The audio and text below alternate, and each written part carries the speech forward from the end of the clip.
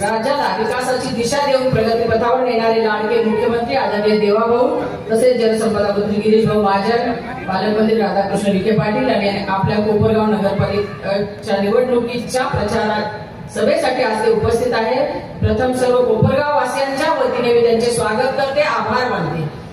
Bharatiya Janata party RPI आणि लोकसेवा आघाडीच्या उमेदवारांच्या प्रचारार्थ या सोहळ्यावर उपस्थित असलेले संजीवनी उद्योग समाज अध्यक्ष बिपिन दादा, त्याचबरोबर आमदार विक्रम पाचपुते, युवा नेते विवेक भैया, जिल्हाध्यक्ष, मंडलाध्यक्ष, विविध आघाडीचे सेल मोर्चाचे अध्यक्ष, पदाधिकारी, शक्ती केंद्र प्रमुख, त्याचबरोबर ज्येष्ठ सहकारी, युवक बंधू, शेतकरी बंधू, महिला भगिनी, सर्व उमेदवार, मतदार बंधू भगिनींनो आणि पत्रकार बंधूंनो, खरं तर आज विशेष मला आनंद होतोय। देवाभाऊ आले, पालकमंत्री आले याचाही आनंद झाला आणि त्यांची मोठी मदत लागणार आहे। गिरीश भाऊ आले की आमचे शेतकरी खुश झाले, पाणी मिळालं तर चांगलं होईल वेळेवर। खरं तर मी आमदार झाले तेव्हापासून आजपर्यंत त्या कोपरगावच्या विकासासाठी मुख्यमंत्री साहेब सदैव माझ्या पाठीशी राहिले। भविष्यात कोपरगाव शहराच्या सर्वांगीण विकासासाठी, प्रलंबित प्रश्न सोडवण्यासाठी साहेबांची कायमच आपल्याला साथ राहील असा विश्वास त्यांनी मला दिला। आमदारकीच्या कालावधीत या शहरासाठी मुख्यमंत्र्यांनी मोठ्या प्रमाणात निधी दिला।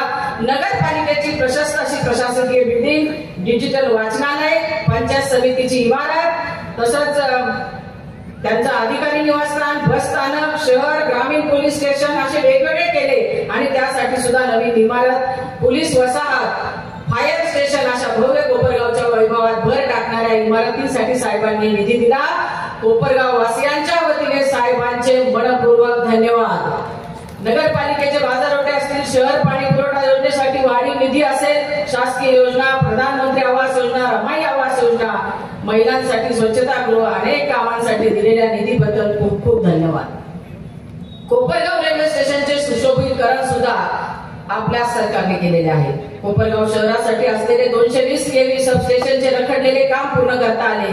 35 ट्रान्सफॉर्मरची क्षमता वाढवण्यात आली आणि औद्योगिक वसाहतीमधील कारखानदारांच्या मागणीनुसार औद्योगिक वसाहतीमध्ये असलेल्या सबस्टेशनची सुद्धा क्षमता वाढवल्यामुळे तेथील उद्योजकांना खूप मोठा दिलासा त्या निमित्ताने मिळाला।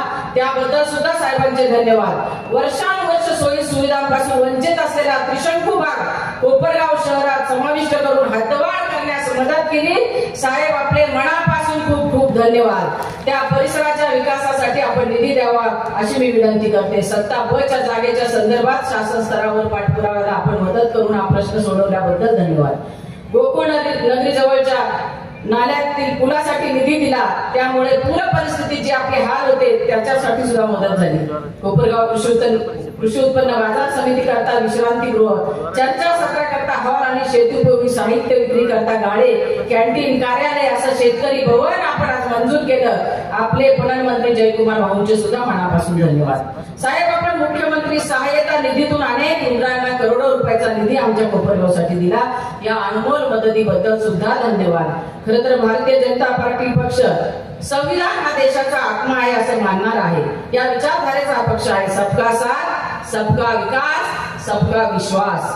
महामानव डॉक्टर बाबासाहेब आंबेडकर यांचं लंडन येथील घर सुद्धा साहेबांच्यामुळे आपल्याला स्मारक म्हणून तिथे पाहता आलं। इंदू मिलची जागा साहेबांनी अतिशय कष्ट घेतले आणि डॉक्टर बाबासाहेब आंबेडकरांचं जगप्रसिद्ध असं स्मारक बांधण्याचा संकल्प केला। रशियामध्ये जाऊन साहेबांनी लोकशाही अण्णाभाऊ साठेंच्या पुतळ्याचं अनावरण केलं। आपल्या जिल्ह्याला अहिल्यानगर नाव देऊन पुण्यश्लोक अहिल्या देवींचा सन्मान केला। भारतीय जनता पार्टी खऱ्या अर्थाने स्त्रीचा सन्मान करणारी पार्टी आहे। महामहिम द्रौपदीजी मुर्मू या आदिवासी भगिनीला राष्ट्रपती पदावर बसून सन्मान केला गेला। आमच्या जिल्ह्यातील आदरणीय राहीबाई पोपरे या आदिवासी महिलेला बीज माता पुरस्काराने पद्मश्री गौरवण्यात आलं आणि पद्मश्री देण्यात आलं। देशावर संकट आलं तेव्हा कर्नल सोफिया कुरेशी या आपल्या मुस्लिम भगिनीला श्रीमधील लढाऊ बाणा सिद्ध करण्याची संधी आपल्या पक्षाने दिली आणि आपल्या लाडक्या भगिनींच्या वतीने मी साहेब आपल्याला लाख लाख धन्यवाद देते की आपण आम्हाला सगळ्यांना आधार दिला आहे। आमच्या भगिनींना मतदार बंधू भगिनींनो, माननीय मुख्यमंत्री महोदयांनी या कोपरगाव वासियांना खूप काही दिलेलं आहे. त्यांच्या या ऋणातून उतराई होण्याची आपल्याला ही संधी आहे. याकरता भारतीय जनता पार्टी, आरपी आणि लोकसेवा आघाडीच्या उमेदवारांना आपण भरघोस मताने निवडून द्यावं अशी माझी आपल्याला कळकळीची विनंती आहे. प्रश्न सुटलेले नाही, प्रश्न खूप आहे. गिरीश भाऊ, आपल्याकडे आता कुंभमेळा आहे. आमच्या गोदावरी काठी चांगलं काही सुशोभीकरण आम्हाला करता आलं पाहिजे. पूर आला की कोपरगाव मध्ये पाणी येतं, संरक्षण भिंत आम्हाला आपण मंजूर केली तर निश्चित बरं होईल. कोपरगावकरांचा प्राणी प्रश्न जिव्हाळ्याचा आहे. स्वर्गीय सुखराव कोल्हे साहेबांनी दूरदृष्टी ठेवून साठवण तलावासाठी जागा पूर्वीच खरेदी केल्यामुळं आणि नगरसेवकांनी आमच्या ठराव केले, त्यामुळं आपल्याला तलावासाठी जागा उपलब्ध झाली. परंतु खूप मोठा भ्रष्टाचार त्या निधीमध्ये झाला आणि त्याची चौकशीसाठी मंडळांनी आता साहेबांना निवेदन दिलं. त्याचीही चौकशी झाली पाहिजे, कारण इथे जे नगरपालिकेत त्याची जी सगळी आपल्या घराच्या पैशाची उधळपट्टी याची सुद्धा चौकशी झाली पाहिजे.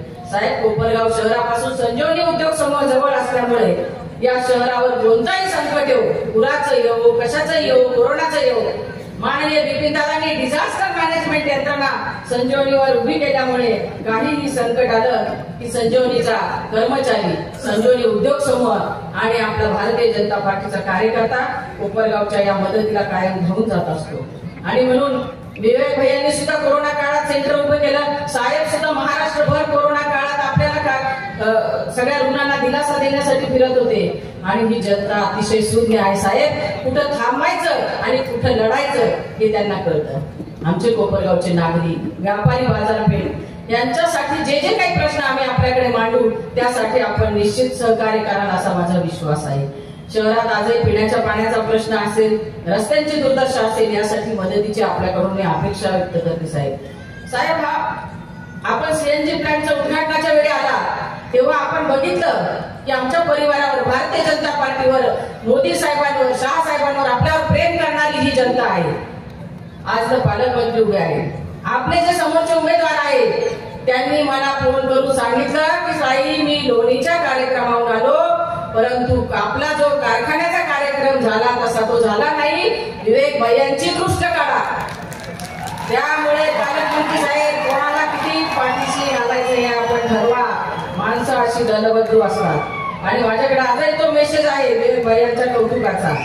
म्हणून मतदार बंधू भगिनींनो, मी तुम्हाला सांगते, पठाणी वसुली, माणसाला आयुष्यात उठवणारी वसुली आणि अनेक बऱ्याचशा केसेस त्यांच्यावर आहेत. आपला उमेदवार अतिशय चांगला आहे. नगराध्यक्षाचा उमेदवार जो आहे तडफदार आहे, समाजसेवक आहे, यशस्वी उद्योजक आहे, निष्कलंक व्यक्तिमत्व आहे, धार्मिक प्रवृत्तीचे आहे.